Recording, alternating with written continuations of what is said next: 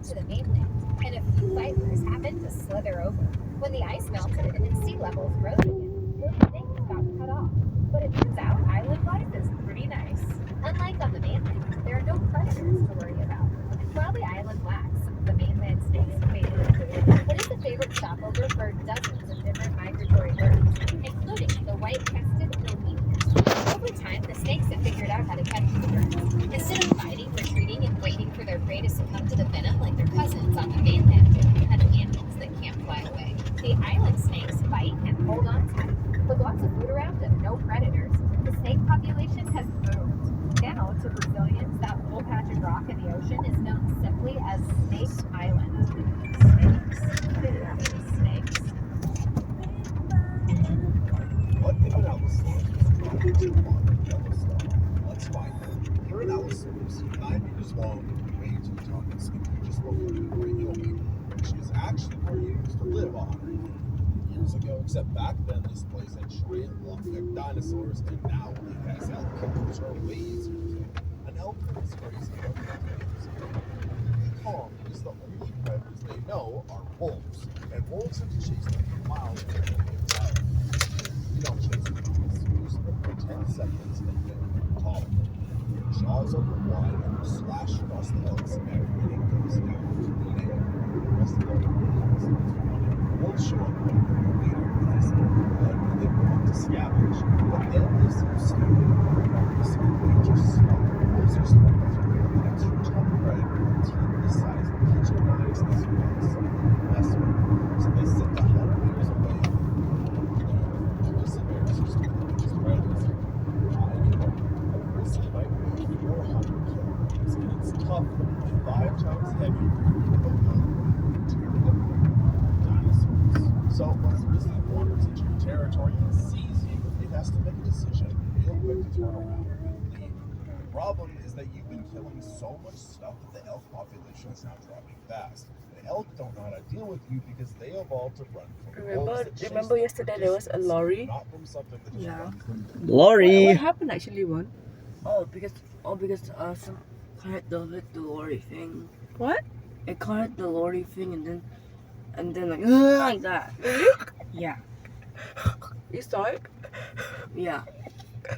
It was like, go. Out in a straight split. And then the guy come out, right? Yeah. So they're dying at a rate that they've never experienced, and they don't have a defense for it except maybe hiding in thick forest where you can maneuver as well, which works sometimes, but not often. A bison might know that you try to take down another. If you're smart enough to Are you taking paths in the wilderness, and there's enough of them that you're doing pretty well. You're basically running Yellowstone. Nothing here is predator 65 years. Nothing here is ready for you. Please scroll, like, and follow. If this video gets 5,000 likes, the top comment for the next dinosaur. Indiana Jones would hate. You think dragon fruit is one of the Indiana easiest Jones? fruits to grow? Just plant a cactus and wait for it to fruit on its own? Not even close. A real dragon fruit farm is way more precise than most people imagine. Before the flowers even open, workers spray the buds with water to wash off dust and tiny insects. Once those huge white flowers bloom, if rain is coming, farmers actually tie the flower tips shut with rubber bands. Sounds kind of weird, right? But if too much rainwater gets inside the dragon fruit flower, it can affect pollination, and the fruit quality later on can suffer too. A few days later, workers trim off the long yellow flower tails and remove old stems, so the whole plant row stays well ventilated. The fresh mulch on the ground is not just for looks either. It helps block weeds and keeps moisture in the soil. But the craziest part happens at night. The entire dragon fruit farm suddenly lights up, and from a distance, it looks like a small city. That is because dragon fruit plants are sensitive to light cycles. Extra lighting can trick them into blooming again, so they can keep producing fruit even outside the normal season. So workers are not just taking care of the plants. You think dragon fruit is one of the easiest fruits? Scientists just found microbes in a 5,000-year-old mummy, and they used them to make salad. Birdsea, the iceman, was discovered in 1991 by German hikers in the Bergser Alps, where the conditions had naturally modified and lived there, chilling out in a specialized cold cell to protect it from outside contamination. Previous studies had mapped the microbes that existed in Clancy's gut and mouth, but no one had asked whether any of them were still alive. That was until scientists at the Urek Research Institute for Modern Studies took on the case. The team collected swabs from Ernst's skin and thawed water from inside his body, then sequenced the genetic material of his viable sleeping model.